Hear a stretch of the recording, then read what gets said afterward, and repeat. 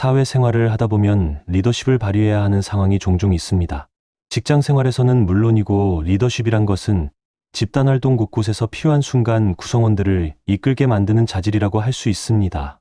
한비자의 시대상 배경으로 왕이 리더의 대상이지만 현세에 빗대어 보면 모든 리더나 정치가들도 꼭 필요한 말들이 아닌가 싶습니다. 그럼 한비자가 말하는 리더의 자질과 덕목에 대해서 함께 들어보시죠. 귀가 한쪽으로 치우쳐서는 안 된다. 왕이 신하를 다스리는 데 사용하는 7가지 술책이 있다. 첫째는 많은 증거를 모아 대조하는 것. 둘째는 형벌을 내려 위험을 밝히는 것. 셋째는 포상을 해서 능력을 다하게 하는 것. 넷째는 신하의 말을 하나하나 듣고 시적을 묻는 것. 다섯째는 왕의 명령을 의심하는 신하를 꾸짖는 것. 여섯째는 왕은 알고 있지만 모르는 척하고 질문하는 것. 일곱째는 일부러 반대되는 말을 하고 거꾸로 이를 행하여 신하를 살피는 것을 말한다. 이 7가지는 왕이 신하를 다스릴 때 사용해야 할 술책이다. 왕의 눈과 귀가 가려져 있으면 한 목소리만 들리고 왕이 거기에 휘둘리기 시작하면 나라의 미래는 벼랑 끝이다. 하급의 군주는 주위에서 옳다고 하면 그런 줄로만 안다. 하지만 상급의 군주는 주위에서 일제히 옳다고 하면 뭔가 수상하다는 사실을 안다. 즉 여러 사람이 앵무새처럼 한 목소리만 내면 이내 장막을 의심하는 게 상급의 군주다. 칭찬만 하는 사람도 조심해야 하지만 칭찬만 들으려 하거나 칭찬하는 말만 들리는 사람도 위험하다. 비난만 하거나 비난만 들리는 사람도 마찬가지다. 목표를 향해 달리고 있는 당신에게 오직 한 목소리만 들려온다면 그것은 걸음을 멈추고 주변을 돌아보라는 위험 신호다. 모두가 좋다는 사람은 진짜 좋은 사람이 아니라고 한다. 모두가 나쁘다고 말하는 사람 또한 꼭 나쁘기만 한 사람은 아니다. 내 편이라고 무조건 감싸지 마라. 왕은 신하가 아무리 똑똑하고 유능해도 법을 어기고 제멋대로 행동하지 못하게 해야 한다. 아무리 뛰어난 행동을 했다 해도 실제 공로 이상의 포상을 해서는 안 되며 아무리 충성스럽다 하더라도 법을 어겼을 때 그냥 넘어가서는 안 된다. 이러한 일을 가리켜 법을 밝히는 것이라고 일컫는다. 고관대작 중에는 온갖 불법과 편법을 저질러 나라를 어지럽히는 경우가 많다. 특권층일수록 법을 무시함으로써 자신을 과시하려는 경향이 있다. 문제는 그런 사람일수록 나라의 중요한 일을 맡고 있어서 섣불리 처단했다가는 나라 일이 제멋대로 돌아가지 않을 수도 있다는 것이다. 그렇다면 그의 잘못을 눈감아주고 국정이 삐걱거리지 않도록 하는 게 과연 현명한 것인가 생각해봐야 할 것이다. 사실 이것은 모든 군주들이 머리를 싸매고 고민했던 문제 중 하나다. 중대한 범죄는 늘 존귀한 대신들에 의해 저질러졌지만 법은 언제나 비천한 사람들만 처벌한다. 그래서 백성들은 더욱 절망하고 억울해한다. 억울한 백성들이 많아질수록 그 나라가 온전히 돌아갈 리 없다. 법치가 이루어지려면 법 위에 군림하려는 자부터 법 아래 두어야 한다. 왕이 나라에 내어두어 법도가 사라지면 관리들은 함부로 권력을 휘두르고 관리가 권력을 장악하면 견제할 사람이 없어지기 때문이라는 것이다. 하지만 형벌에 신분과 귀천의 차이가 없어야 한다는 형무등급의 원칙은 오늘에 이르기까지도 풀리지 않는 숙제로 남아있다. 임시방편은 해답이 아니다. 음식을 준비해 놓지도 않고 굶주린 사람에게 밥을 먹으라고 하는 것은 기하대책이 될 수 없다. 풀밭을 개간하여 곡식을 생산하지도 못하면서 왕이 백성에게 곡식을 꿔주거나 나눠 먹으라고 권하는 것은 백성을 부유하게 만드는 일이 아니다. 지금 학자들의 말은 근본이 되는 일에는 힘쓰지 않고 사소한 것에 매달려 공허한 성인들의 이야기만 하고 있으니 이는 먹을 것도 마련해 놓지 않고 먹으라는 말과 같다. 진수와 유수라는 큰 개천이 있었다. 그런데 개천에 다리가 없어 오가는 사람들이 늘 바짓단을 걷고 맨발로 건너다녔다. 어느 날 재상이 길을 지나가다가 그 광경을 보고 이를 딱히 여겨 자기 수레에 사람들을 태워 강을 건너게 해주었다. 요즘으로 치면 총리쯤 되는 공직자가 시골길을 가는 노인을 관용차로 태워다 준 셈이다. 그러나 진정으로 백성을 생각하는 정치가라면 수레에 태워줄 일이 아니라 다리를 놔주어야 한다.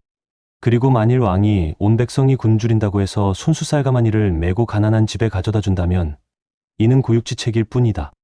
백성을 위해 다리를 놓아줄 줄 아는 것이 진짜 정치라는 것이다. 혼자 최고가 되는 사람은 없다. 최고의 자리에 오른다는 것은 무수히 많은 아랫사람 위에 선다는 뜻이다. 아랫사람들을 거느리는 위치에 있는 사람이라면 무엇부터 해야 하는지를 알아야 한다. 솔선수범만을 최대 미덕으로 아는 리더는 구성원들이 굶주리면 빵 몇 개를 사서 나눠주는 것을 보람으로 여기지만 그것으로 끝이라면 그의 명령을 구성원들이 얼마나 믿고 따르겠는가. 신하들이 쓸모없는 학문만을 익히고 귀족의 자제들은 공허한 논쟁만 즐기며 상인들은 재물을 빼돌려 나라 밖에 쌓아두고 있는데 서민들은 곤궁하게 지낸다면 그 나라는 망한다. 왕이 으리으리한 궁전과 높은 누각, 정원의 연못을 좋아하고 화려한 수레나 옷, 기구, 놀이개 같은 사치를 즐겨서 백성을 쥐어짜고 재물을 탕진한다면 그 나라는 망한다. 사람이 가벼워 보여서는 안 된다. 왕은 하고 싶은 것을 밖으로 내비쳐서는 안 된다. 만일 왕이 하고 싶은 것을 내비치면 신하는 거기에 맞춰 잘 보이도록 꾸미게 된다. 또 왕은 자신의 속뜻을 겉으로 드러내서는 안 된다. 왕이 자기 속마음을 드러내면 신하는 반대되는 의견은 감추고 왕 뜻에 맞는 의견만을 내놓는다. 그리고 왕이 좋아하고 싫어하는 취향을 드러내지 않으면 신하는 자기 본심을 드러낸다. 왕이 지혜와 지략을 감추면 신하는 왕의 능력을 헤아릴 수 없어 스스로 조심한다. 밑빠진 잔은 아무리 1000금짜리 옥잔이라 해도 이미 잔이 아니다.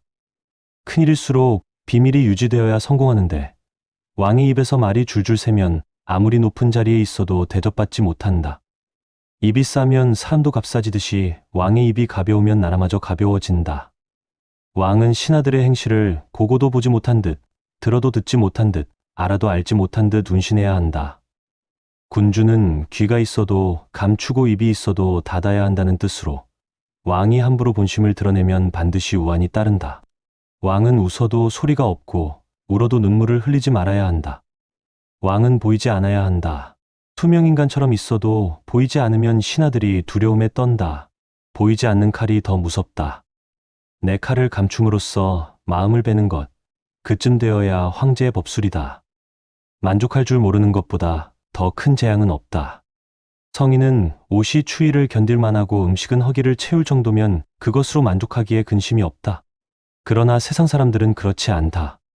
크게는 제후가 되려 하고 작게는 천금의 재산을 쌓아두려 하니 욕심으로 인한 근심이 떠나지 않는다. 죄를 지은 사람은 용서받을 수 있고 사형수도 때로 살아날 수 있지만 지금 만족을 모르는 사람은 죽을 때까지 근심 속에서 산다. 만족할 줄 모르는 것보다 더 큰 재앙은 없다. 영원히 강한 나라도 없고 영원히 약한 나라도 없다. 이 당연한 말이 천하의 명언이 되어 두고 전해진다는 것은 권력자들의 어리석음을 반증해 준다. 자신에게 레임덕은 없다고 호언장담하는 위정자들이 그런 부류다.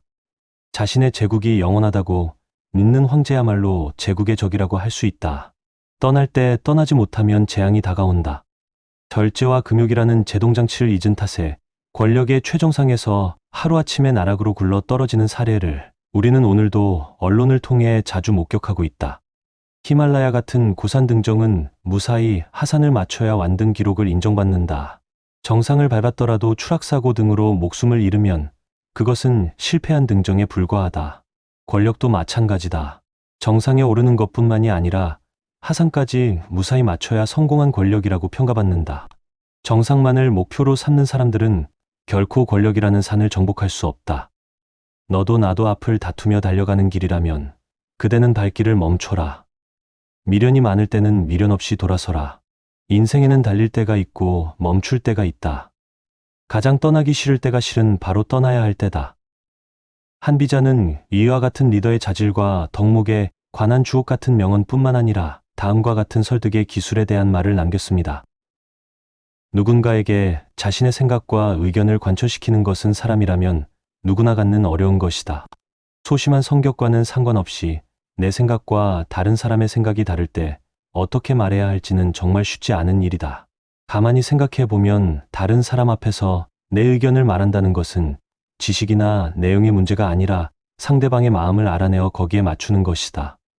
그리고 사람마다 생각이 다르고 성격이 다르기에 사람을 마음을 헤아려 말한다는 것은 정말 어려운 일이다.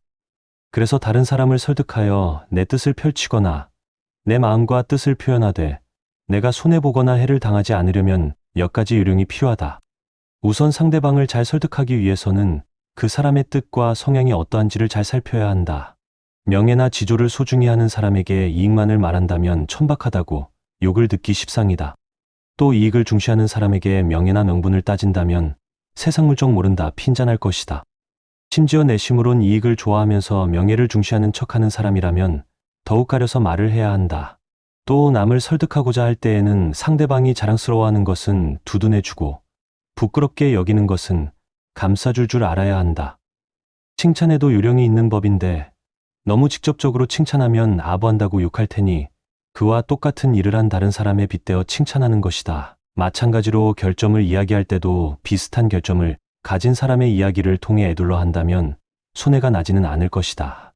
또 하나는 윗사람의 잘못을 지적할 때에는 오랜 시간의 신뢰를 바탕으로 해야 한다는 점이다.